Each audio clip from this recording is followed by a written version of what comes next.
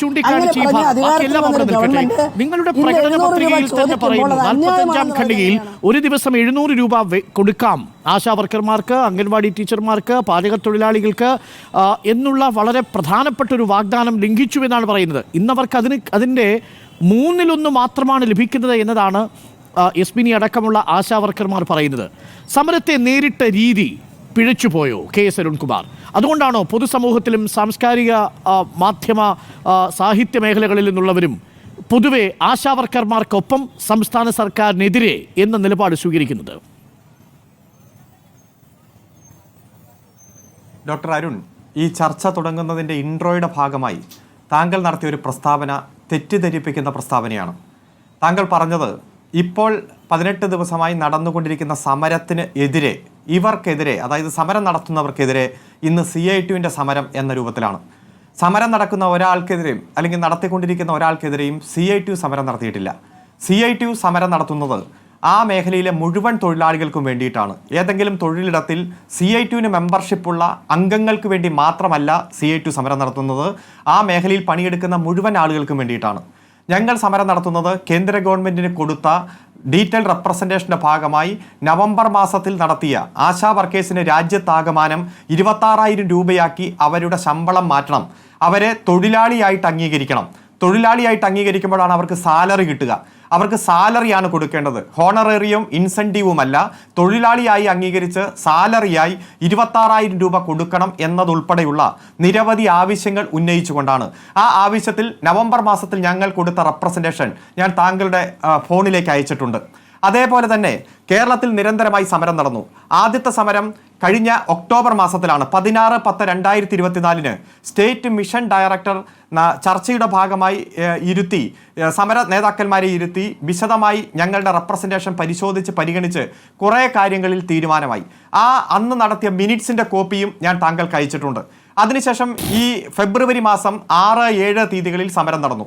5000-ലധികം പേർ നടത്തിയ രാപ്പകൽ സമരം, ഉപരോധ സമരത്തിൻ്റെ ഭാഗമായിട്ടാണ് ആ സമരത്തിലും സ്റ്റേറ്റ് മിഷൻ ഡയറക്ടർ ഒത്തുതീർപ്പ് ചർച്ച നടത്തിയത്.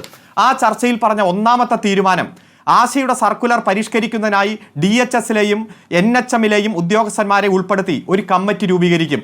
പ്രസ്തുത കമ്മിറ്റി പഠനം നടത്തി ഉപാധിരഹിത ഓണറേറിയം സംബന്ധിച്ച തീരുമാനത്തിനായി 2 ആഴ്ചയ്ക്കുള്ളിൽ റിപ്പോർട്ട് സമർപ്പിക്കാൻ തീരുമാനിച്ചു. ഈ തീരുമാനമെടുത്തത് 6-ാം തീയതിയാണ്. 2 ആഴ്ച പൂർത്തീകരിക്കുന്നത് 20-ാം തീയതിയാണ്. അതായത് ഫെബ്രുവരി 20-ാം തീയതി, 7 ദിവസങ്ങൾക്ക് മുൻപാണ്.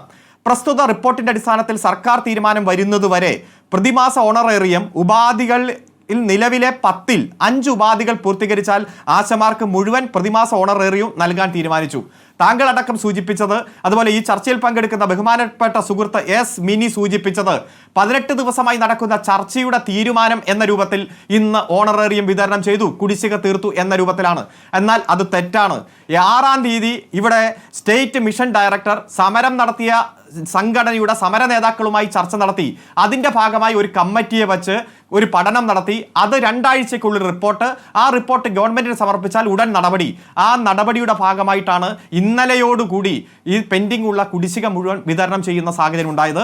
ഇത് ഏതെങ്കിലും സമരത്തിൽ പങ്കെടുത്തവർക്ക് മാത്രമല്ല, മുഴുവൻ ആശാവർക്കേഴ്സും, ഈ കേരളത്തിൽ ആകെയുള്ള ആശാവർക്കേഴ്സിൻ്റെ എണ്ണം 26,125 ആ 26,125 പേർക്കും കിട്ടുന്ന തരത്തിലാണ് ആ തീരുമാനം. പിന്നെ ഇവിടെ ഈ സ്കീം കേന്ദ്ര ഗവൺമെന്റിന്റെ സ്കീമാണ്. നമുക്കറിയാം, ഇതിൽ എല്ലാ തരത്തിലുള്ള നിർദ്ദേശങ്ങൾ സൂചിപ്പിച്ചതുകൊണ്ടാണ് താങ്കൾ കേന്ദ്ര പദ്ധതിയാണെന്ന് പറയുമ്പോഴും ഈ 45-ാം ഖണ്ഡികയിൽ ആശാവർക്കർമാരടക്കമുള്ള അസംഘടിത തൊഴിലാളി വർഗത്തിന് അടിസ്ഥാന ശമ്പളം 700 രൂപയാക്കും എന്ന് വാഗ്ദാനം ചെയ്തത് ഇതേ പാർട്ടിയല്ലേ? ഇന്നിപ്പോൾ 233 രൂപയിൽ നിന്ന് 700 രൂപയാക്കണമെന്ന് അവർ ന്യായമായും ആവശ്യപ്പെടുമ്പോൾ അത് കേന്ദ്ര പദ്ധതിയാണ് എന്ന് പറഞ്ഞൊഴിയാൻ കഴിയുമോ എന്നാണ് ചോദ്യം. അതെ, ഞാൻ പറയാം. ഇവിടെ പ്രകടന പത്രികയിൽ ഇത്തരത്തിൽ വാഗ്ദാനങ്ങൾ വച്ചിട്ടുണ്ട്. അതിൽ ഒന്നാമത്തെ വാഗ്ദാനം ഇവിടെ വായിച്ചതുപോലെ സാമൂഹ്യ സുരക്ഷാ പെൻഷൻ 2500 രൂപ ആക്കും എന്നതാണ്. നിലവിലെ സാഹചര്യത്തിൽ അത് 1600 ആണ്. അത് വർദ്ധിപ്പിക്കണം, 2500 ആക്കണം എന്ന് തന്നെയാണ് ഞങ്ങളുടെ എല്ലാം ആഗ്രഹം, നമ്മളുടെ എല്ലാം ആഗ്രഹം. അതിനുള്ള തീരുമാനം എടുക്കാൻ വേണ്ടിയിട്ടുള്ള സാഹചര്യം ഗവൺമെന്റ് വലിയ രൂപത്തിൽ അത് തയ്യാറായിക്കൊണ്ടിരിക്കുകയാണ്. കാരണം അത് അത്തരത്തിൽ വർദ്ധിപ്പിക്കാനുള്ളൊരു സാഹചര്യം വന്നാൽ അപ്പോൾ തന്നെ വർദ്ധിപ്പിക്കും. രണ്ടാമത്, ഞാൻ ആദ്യം സൂചിപ്പിച്ചതുപോലെ ഒരു തൊഴിലാളിയായി അംഗീകരിച്ച് ഒരു സാലറി കിട്ടുന്ന സാഹചര്യം ഉണ്ടായാൽ മാത്രമാണ് മിനിമം വേജസ് ആപ്ലിക്കേഷൻ വരിക, മിനിമം വേജസ് ആക്ടിൻ്റെ പരിധിയിലേക്ക് വരിക. ആ മിനിമം വേജസിൻ്റെ പരിധിയിൽ ഇവരെ കൊണ്ടുവരണമെങ്കിൽ ഒരു സംസ്ഥാന ഗവൺമെൻറ് മാത്രം വിചാരിച്ചാൽ നടക്കില്ല. ഈ രാജ്യത്ത് 10 ലക്ഷം ആശാ വർക്കേഴ്സ് ഉണ്ട്. ഈ 10 ലക്ഷം ആശാ വർക്കേഴ്സ് 28 സ്റ്റേറ്റിലായി കിടക്കുമ്പോൾ ഏകദേശം 20 സ്റ്റേറ്റിൽ പെട്ട ആശാ വർക്കേഴ്സാണ് ഡൽഹിയിൽ കേന്ദ്രീകരിച്ച് നവംബർ മാസത്തിൽ വലിയ സമരം നടത്തിയത്. അതിൻ്റെ മുഖ്യ മുദ്രാവാക്യം അവരെ തൊഴിലാളിയായി അംഗീകരിക്കണം, അവർക്ക് സാലറിയാക്കി മാറ്റണം, അതോടൊപ്പം തന്നെ മിനിമം വേജസ് ആക്ടിൻ്റെ പരിധിയിൽ വരണം. മിനിമം വേജസ് ആക്ടിൻ്റെ പരിധിയിൽ വന്നാൽ ഈ കേരളത്തിൽ കിട്ടുന്ന മിനിമം വേജസ് മറ്റു സംസ്ഥാനങ്ങളുടെ 2 ഇരട്ടിയോളമാണ്. മറ്റു സംസ്ഥാനങ്ങളിൽ 186 രൂപ മുതൽ 233 വരെ മിനിമം വേജസ് വിവിധ മേഖലകളിൽ മേടിക്കുമ്പോൾ ഇവിടെ 700-ലധികമാണ് മിനിമം വേജസ്. അതിലേക്ക് ആക്കണമെന്ന് തന്നെയാണ് ഞങ്ങളുടെ ആഗ്രഹം. ഏതെല്ലാം കേന്ദ്ര ഗവൺമെന്റ്